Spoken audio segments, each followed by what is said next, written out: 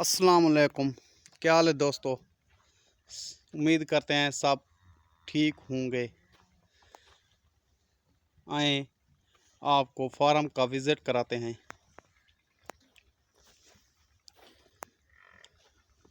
ये देखें हमारा फार्म है।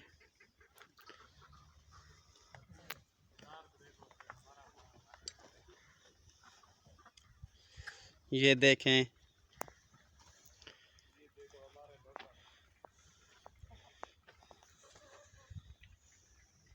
और दूसरा मालिक वो जा रहा है जो आप वीडियो में देख रहे हैं। ये बहुत अच्छी भैंस है, बहुत दूध देती है। ये हमने नई ली है। ये देखें आप, बहुत अच्छी है।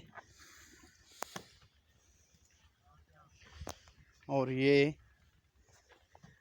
कटाई सांड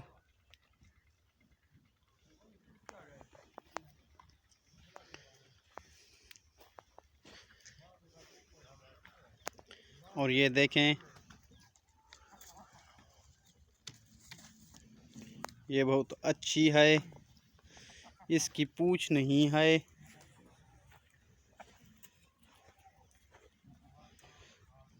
आपस में भैंसें ने लड़ाई की है और इसकी पूंछ टूट चुकी है। ये आप देख सकते हैं।